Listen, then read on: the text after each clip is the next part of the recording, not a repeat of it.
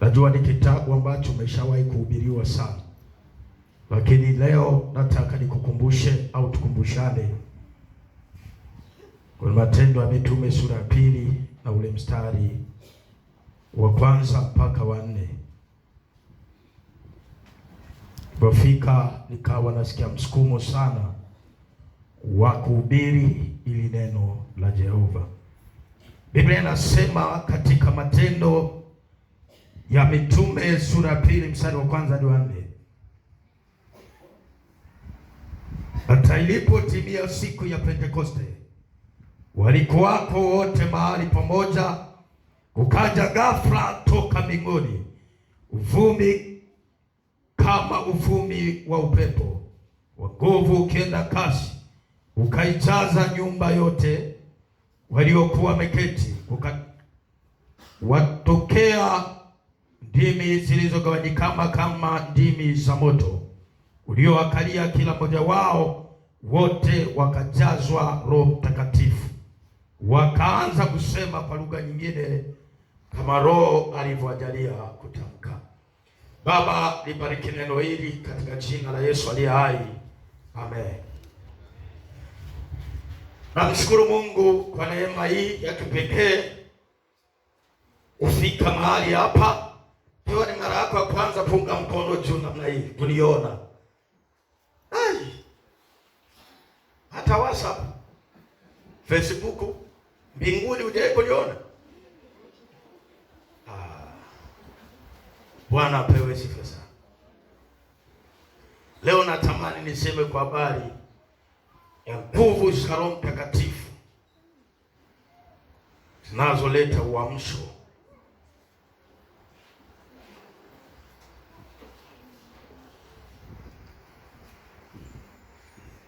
Nguvu za Roho Mtakatifu zinazoleta uamsho.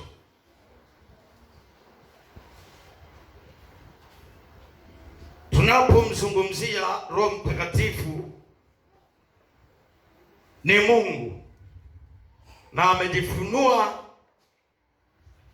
katika maandiko mbalimbali, na asilimia kubwa Mungu katika kujifunua kwake amejifunua katika Utatu Mtakatifu. Haleluya. Na huo Utatu Mtakatifu tunamwona Roho Mtakatifu akiwepo.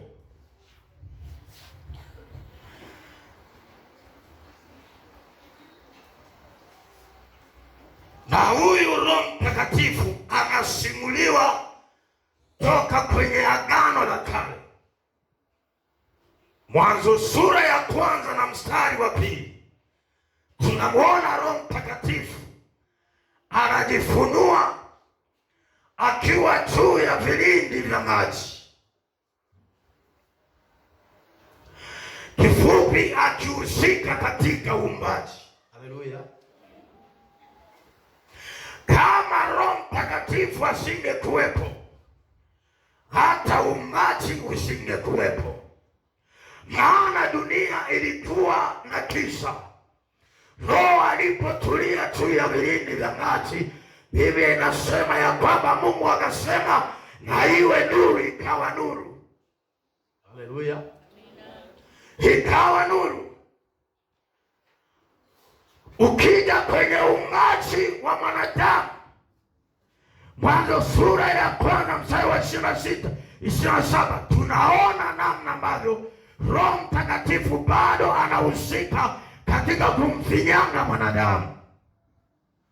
Na kipindi hichi cha Agano la Kale, Roho Mtakatifu alikuwa adimu, alikuwa kwa watu maalumu, sio kama leo ambavyo amemwagwa kwa watu wote. Katika Agano la Kale, Roho Mtakatifu alikuwa kwa wafalme, alikuwa kwa manabii, alikuwa kwa makuhani. Kwa hiyo hao ndio ambao walikuwa wanawakilisha na kufanya kazi ya Mungu aliye hai. Lakini tukija kwenye Agano Jipya, tunamwona Roho Mtakatifu kwa mara ya kwanza akitenda kazi kubwa kwa mitume katika kitabu cha Matendo. Sema amina watu. Amen. Kusema amina watu. Na huyu Roho Mtakatifu alipoanza kufanya kazi ndani ya wanafunzi, kuna vitu vilianza kuonekana ndani ya wanafunzi. Mimi kipindi sijaokoka nilikuwa na nguvu za kidunia, na hizi nguvu zilikuwa za ajabu sana. Unajua sisi watu wa Kigoma kule, mpaka mtu anaokoka ni neema. Baba, ukisikia mtu wa Kigoma amesema nimekuja kuokoka, huyo amekuja kumaanisha kweli. Kule sisi huwezi ukakaa ukamwona mtu yoyote wa Kigoma akakaa bila kuchanjwa chale za kiunoni, za mgongoni, za miguuni, unajikinga. Sasa mimi nilichanjwa vibaya sana, tulikuwa kama 8 hivi. Sasa unachanjwa hiyo dawa, utachanjwa kiuno kisima, utachanjwa mikono duara sima, utachanjwa miguu huku kwenye magoti mpaka kwenye viweko. Lengo lake chuma chochote chenye ncha kali kisiweze kuingia mwilini. Na tupo 8 tumejipanga. Ameanza wa kwanza, akachukuliwa upanga, piga upanga unadunda. Chukua mkuki, hapo hana mavazi. Pigwa mkuki, unaingia, mkuki hauingii, unadunda. Unapasua chupa, piga chupa. Chupa lenyewe linapasuka lenyewe kama lilivyo. Wanaingiza hivi lakini haingii. Unachukua nyembe hizi topas, unaziweka mdomoni, unazitafuna kama bigiji. Kwa hiyo unawekewa nguvu, ukipiga ukuta inaitwa ngumi ya radi, unapasuka kuanzia chini mpaka juu. Ukiingia kwenye menyu, 1.5 kilo ya ugali unasepa nayo peke yako. Mwangalie mwenzako, kumuuliza ushawahi kumaliza 1 kilo ya ugali peke yako?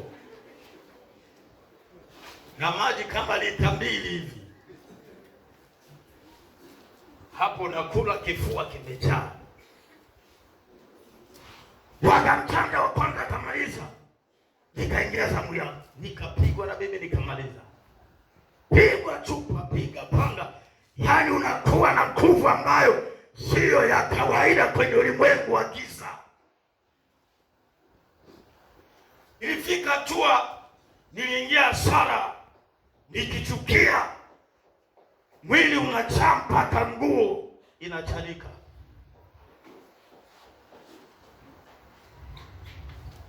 Kwa jana unashangaa t-shirt yako itakulazimu uvae yale ma-t-shirt makubwa ya.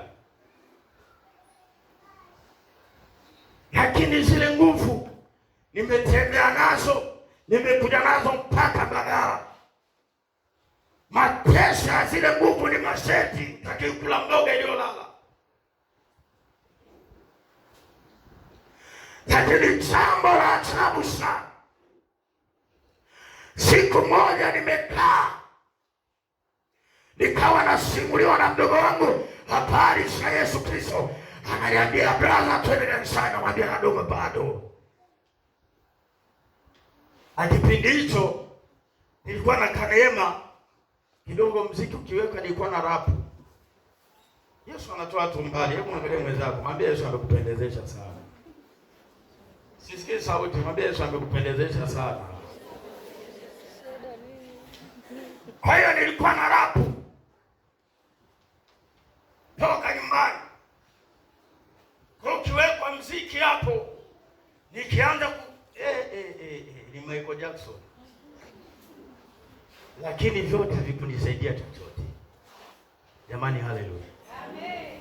Jamani, haleluya. Amen.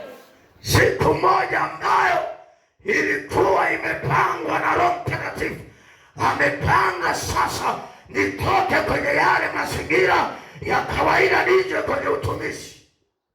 Ilikuwa ni vita. Ndugu wangu amechoka, ikabidi sasa Roho Mtakatifu ashughulike mwenyewe na maisha yako.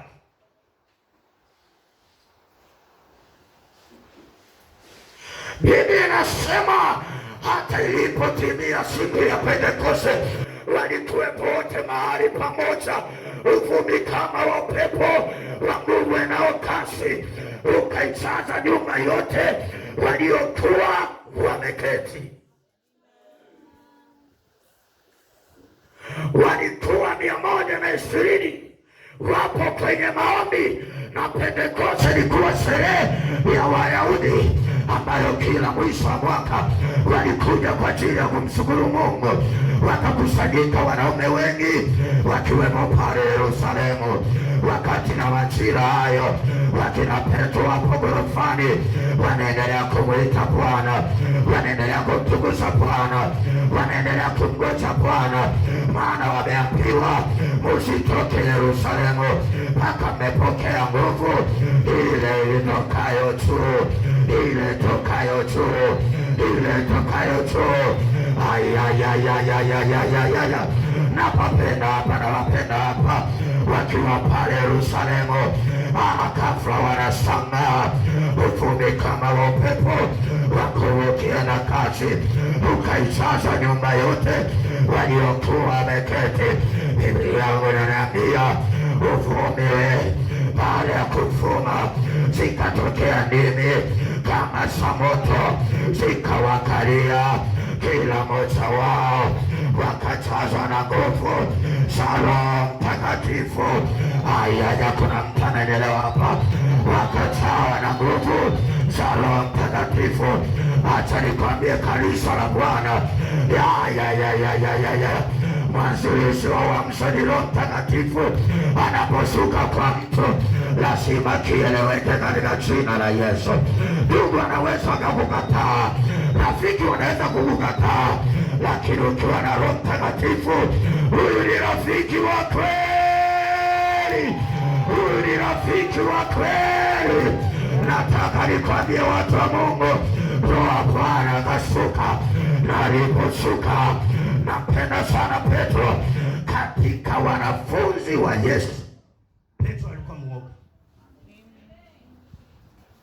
Chakula kipaumbele chake takuharakisha mambo, lakini alikuwa muoga kupitiliza.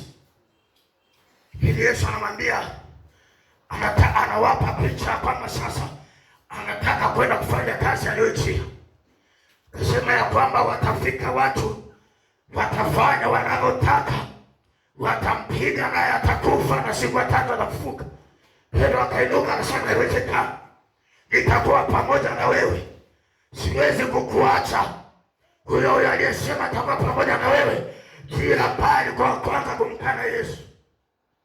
Wanamuuliza, wewe mbona umefanana na huyu atakutembea?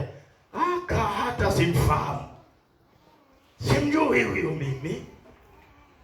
Mbona unaonekana anataka kutembea kwako? Ni kutembea tu, lakini simjui. Mwingine akaja, mbona unaongea kama yule pale? Sema, mimi simfahamu huyo. Kwa nini haya tokea? Petro alikuwa hajajazwa nguvu za Roho Mtakatifu. Biblia yangu inaniambia aliposhuka Roho wakaanza kunena. Wanatoka gorofani kwa kina Marko, wanashuka wananena kwa lugha. Sikia, kishindo cha watu 120 ni kishindo kikubwa sana. Wanashuka wanaenda wanatembea, uwepo wa Bwana wanashuka, nguvu za Bwana zinatawala. Ghafla wakashangaa, wanasema kitu cha namna gani? Mbona hawa hapa wanakuja wananena, wengine wanasema mpaka lugha zetu. Acha nikwambie mtu wa Mungu, Roho wa Bwana akishuka ndani yako, hata Kiingereza unaweza kuongea. Roho wa Bwana akishuka ndani yako, hata Kifaransa unaweza kuongea, kwa sababu yeye ana lugha nyingi. Sema amina katika jina la Yesu. Sema amina katika jina la Yesu. Hali hizo amina bado. Nisikie vigelegele vya kina mama kama wananielewa, waseme amina. Nimesema ile nguvu iliposhuka Yerusalemu, wakachana na yale mambo ya sadaka, wakawa wanasikiliza. Wakina Petro waliozaa Roho Mtakatifu. Kuna wakati watu wanakusarau, watu wanakuona wa kawaida.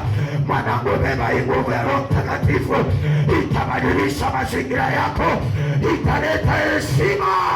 Hata wanaokusarau watapiga saluti, maana ukipewa nguvu na Roho Mtakatifu ni cheo kikubwa kupita vyeo vyote vya kidunia. Maana Roho Bwana anatoa chini, anainua juu katika jina la Yesu. Na iwe kwako katika jina la Yesu. Na iwe kwako katika jina la Yesu. Na iwe kwako kwa jina la Yesu. Leo nakutomelea siri. Ukitaka mafanikio ya kweli, wewe cha nguvu ya Roho Mtakatifu. Ukitaka kuinuliwa, cha nguvu za Roho Mtakatifu. Ukipata mme mwema, cha nguvu za Roho Mtakatifu. Ukitaka kuinuliwa kwenye biashara, cha nguvu za Roho Mtakatifu. Hizi zitakuwezesha na zitashangaza mataifa.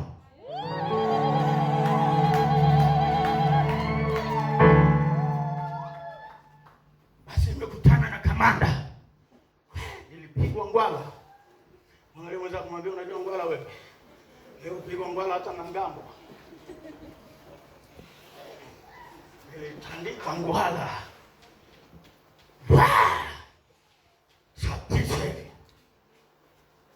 Sikia naitwa. Kena sauti nzuri matatu, Elfasi. Elfasi, Elfasi.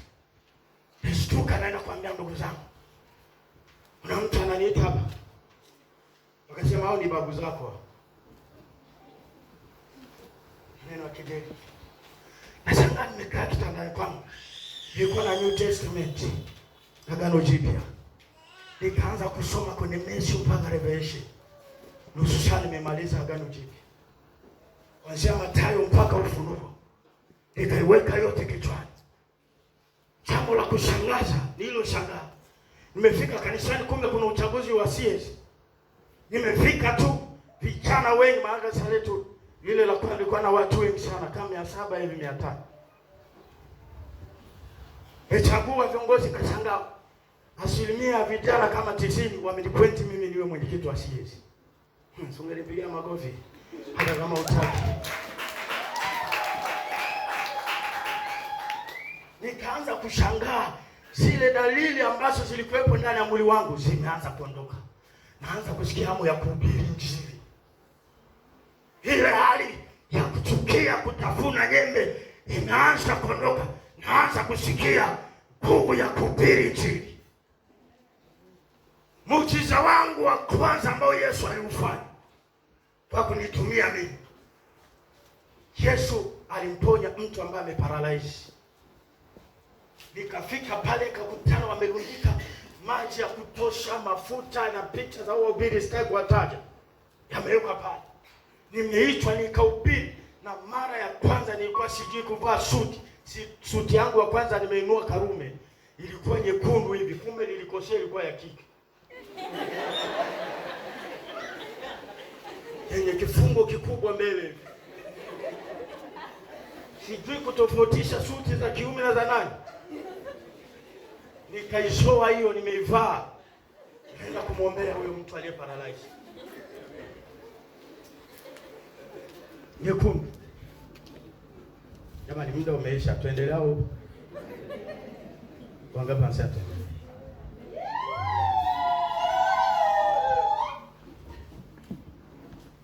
Ni dakika 5 au 2. Amen. Na hiyo suti nikaitinga na suruali kavaa, naenda natembea, nguvu ya Mungu imenisukuma nikashuhudie. Ndio Roho Mtakatifu anapoingia hawezi kukuacha salama, lazima akupe kazi. Katinga kakuta geti nzuri, wameka ni geti 2, magari hapo ya kutosha yamepaki. Nikagonga geti, nikaingia mle, nipo na rafiki yangu. Piga suti nyekundu na maua huko.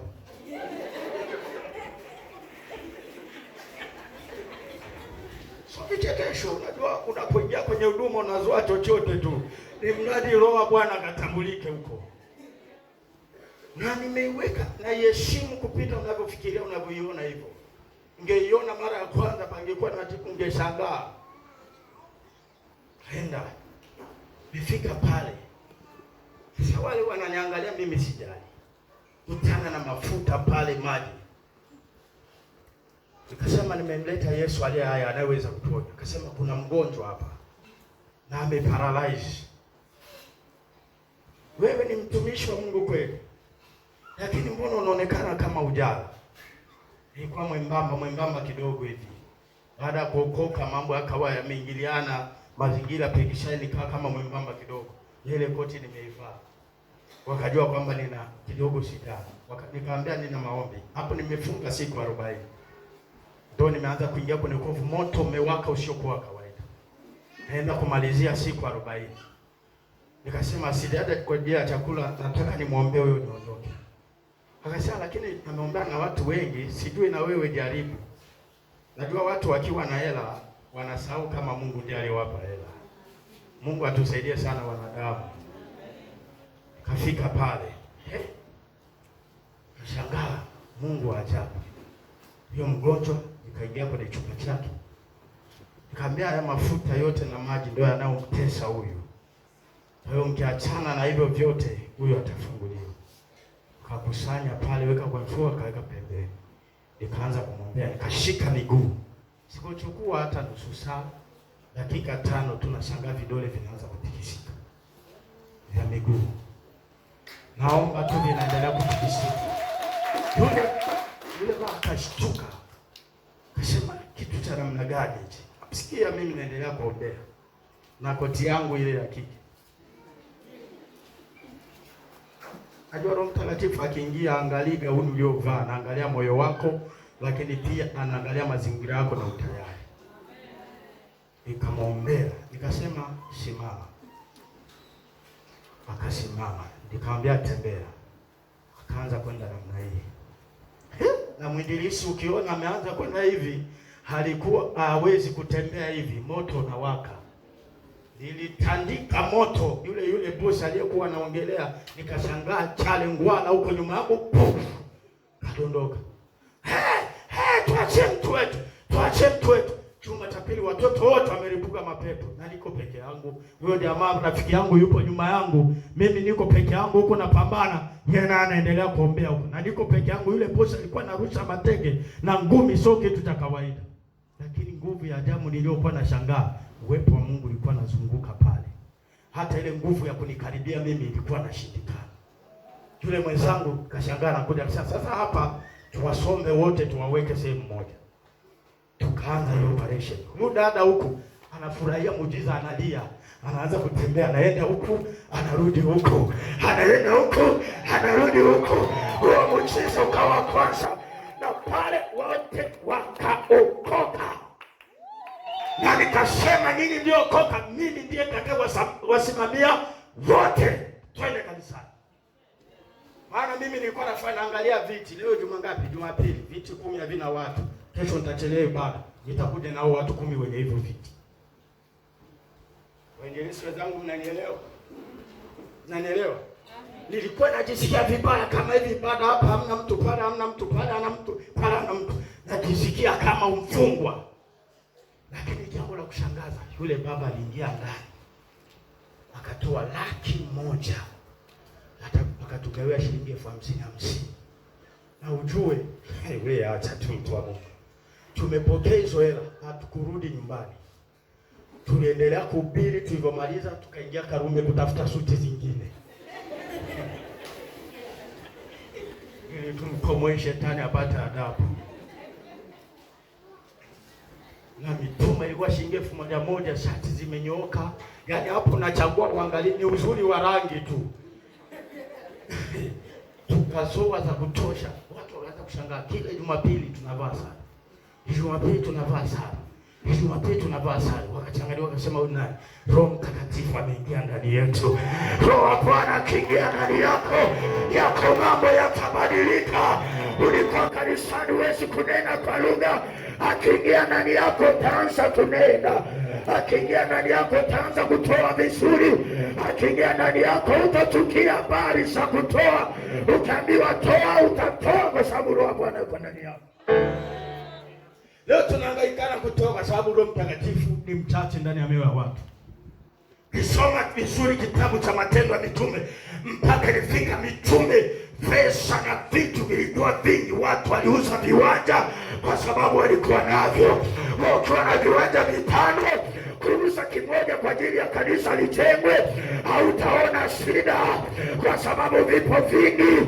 Ukiwa na milioni 5 na una maduka matano Kariakoo, hautaona shida kumtolea Bwana katika jina la Yesu aliye hai, kwa sababu Roho Mtakatifu ameingia ndani yako.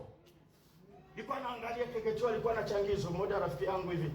Maana mimi nimebarikiwa, nimehubiri sana Tanzania mikutano na mengine naombaga uzuri. Mimi nimeingia mpaka kwa kina Kekechua na wengineo. Nimeenda kuhubiri sehemu moja, babangu mchungaji mmoja ameita, anajiita apostle. Nimekwenda kuingia kuhubiri hivi, kanisa nzima hadi na wapiga vyombo kule wanadondoka mapepo. Walibaki mchungaji tu na mama mchungaji, hadi wazee wa kanisa wote wanadondoka mapepo. Tumetoka hapo, nimemaliza kuhubiri, huyo mchungaji alishangaa, akasema ni kitu cha namna gani? Sikiza, Roho Mtakatifu akiwepo lazima abadilishe mazingira. Na kwenye swala la utoaji, sio swala kulazimishana. Nimeona wanachangisha milioni 500. Mtu mmoja ana pledge anasema mimi nitatoa milioni 500. Si kwa sababu anazo. Nataka nitangaze, ni mara ya kwanza kukanyaga kwenye madhabahu. Kuna watu Bwana anawainua kuanzia sasa kwa ajili ya roho ya utoaji inayoingia ndani yako, na Roho Mtakatifu atakuwezesha. Yaliyokuwa yamefungwa yatafunguliwa, yaliyokuwa yamekamatwa yataachiwa kwa jina la Yesu. Haleluya, haleluya. Waliopanga mabaya, waliotangaza magonjwa, natangaza by power by force, lazima kiteleweka. Hebu zungusha namna hii, zungusha namna hii, zungusha namna hii. Sema by power by force, kitaeleweka. Kwa hiyo Roho Mtakatifu atusaidia. Swala la kutoa hatutalazimishana.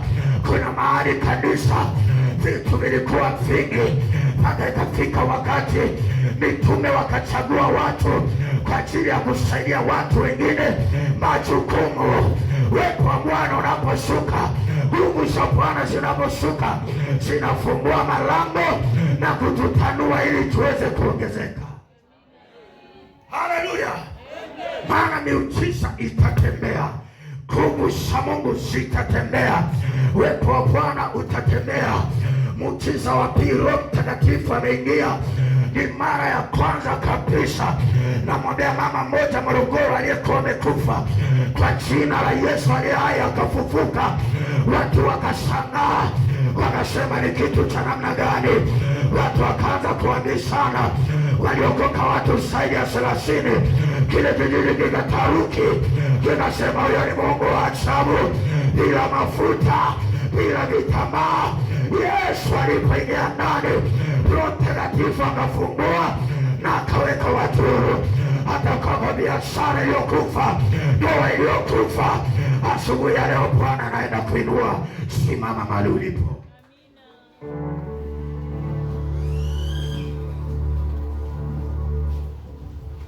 Kuna nguvu ya ajabu. Dakika zilizobaki, kuna nguvu ya ajabu, kuna uwezo wa ajabu. Rama sheketerebo